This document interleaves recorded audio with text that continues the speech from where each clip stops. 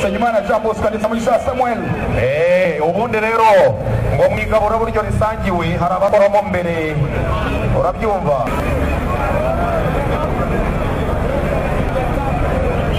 Rwanda 2020 uyu mugabo rero mubona n'umunya Colombia ukiri ikipe ya Andronigi Akatoli kuva mu gihugu cy'Ubutaliyani rero ni ukanye umwanya wa mbere akaba arushije abandi muramubonye mu sprint uko bigenze rero skol itwandikiye uwe umwenda wayo igenera ababaye abambere etape ku yindi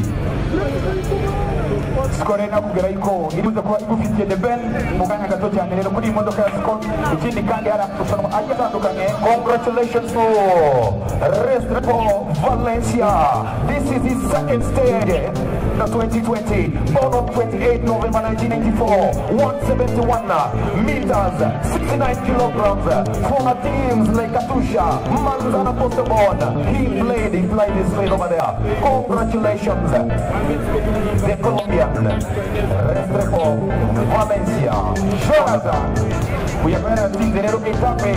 Yapaga, Ihuyerkeza, Irusizi, Yanakorezi, Yamasa, at the point of the Grenadier Namasaboda, Miromo, Michenda, Quilometer Izana, Namogina, Kuya, Irusi. Congratulations, Felicidades, Valencia. I see your flag. I see the Colombian flag waving over there. Congratulations to this young man. Up next is the yellow jersey. Awarded by Rwanda team.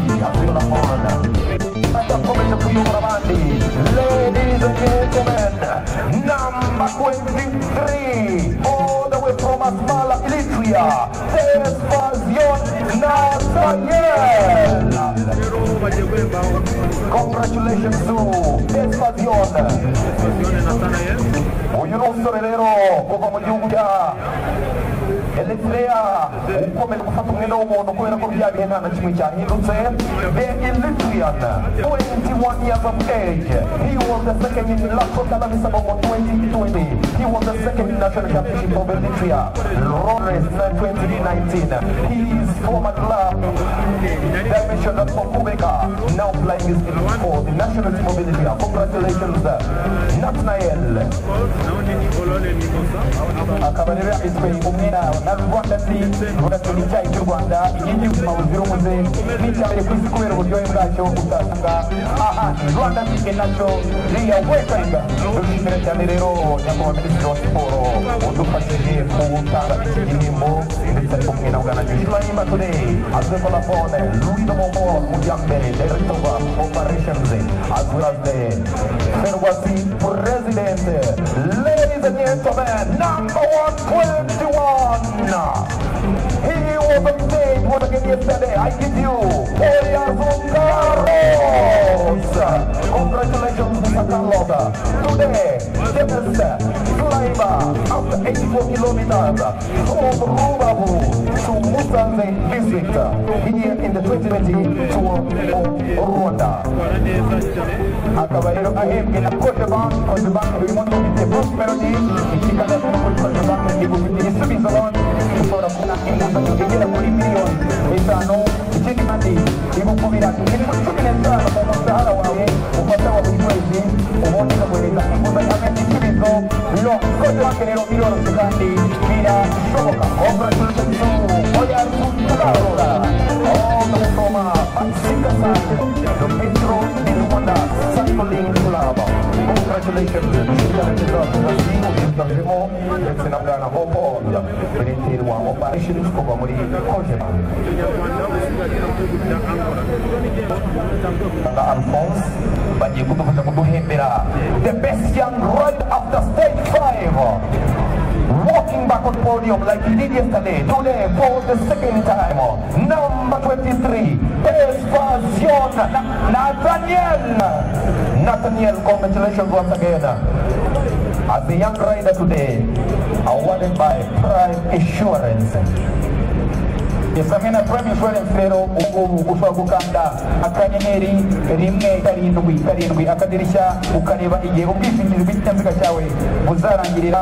Ushobora kandi kureba aho imisanzu yawe igeze ukishyura ibirane nawe ufite cyangwa se ukanagura ubwishingizi bw'umuryango, dore ko iyo ukoresheje ikoranabuhanga uguriraho 2% by'amafaranga wagombaga kwishyura hamwe na Prime Insurance. Set you up tomorrow today. Congratulations to the 21-year-old Egyptian rider today, having the yellow jersey. Now he has the best young players jersey from Prime Insurance.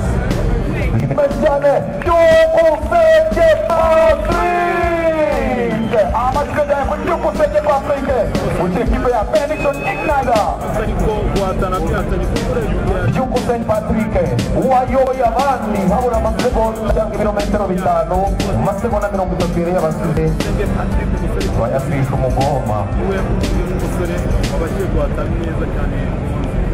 bayasibiye ariko yahatanye kandi Visit Rwanda ikaba imuhinde felicitation kuri Patrick byukusenge kuri experience ye kuva muri equipe ya prediction umwe mu banyarwanda bafitafika mu gukina umukino w'amagare. The yellow jersey holder all the way from Eritrea. I give you number 23, Tesfaጽየን Nathanaኤል. Akaba rero yibwira Rwanda ukuriho 30% na promotion ya Pasika ubu ngubu kugura igice y'indege bakakura 30% na promotion ya Pasika. Narenze ngo kuyizima bijana nuko komero bimeze. Rwanda yapushirika Uganda rebero ndetse ari kumwe na Trezorier wa Ferwasi batumije kuduhembera umunyafurika witwaye neza congratulations and keep it up Mr. Tesfaጽየን Nathanaኤል. Witano na rimwe Mugisha Moise kiri kipe ya Skol Madrid Cycling Academy akaba ari umunyarwanda witwaye neza uyu munsi. Ikindi rero ahembwe na Gorilla Games umunsi wa kubetinga ukoresheje telefone yawe ukiza akanyenyeri 878 akadirishya ukabetinga ukoresheje telefone yawe yaba karasharamye yaba smartphone nta kibazo na Gorilla Games so secure, the best online betting company here in Rwanda. For the first time here in the tour of Rwanda, congratulations to Mugisha Moise on the 1st of January. No muhungu muhunane we muramubona sezeranye niwe kwibira abantu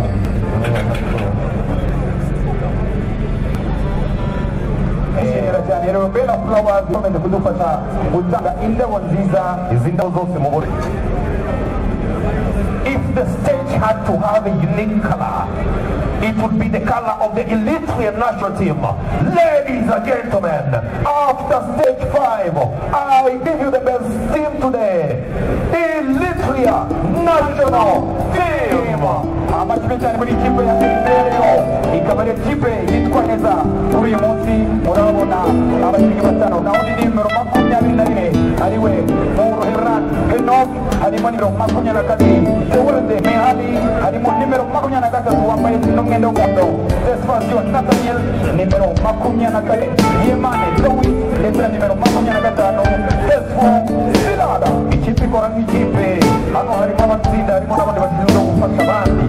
Muri harimo abakomeye n'igihe udashobora kayiza ntari kugeza ugatsinda ikipe niyo mpamvu muzi kuri podium nyinshi zitandukanye. Congratulations once again to the Eritrean national team and of course enjoy the product of Inyange. Tushimira cyane Bella Flowers itanze indabo nziza cyane Bella Flowers.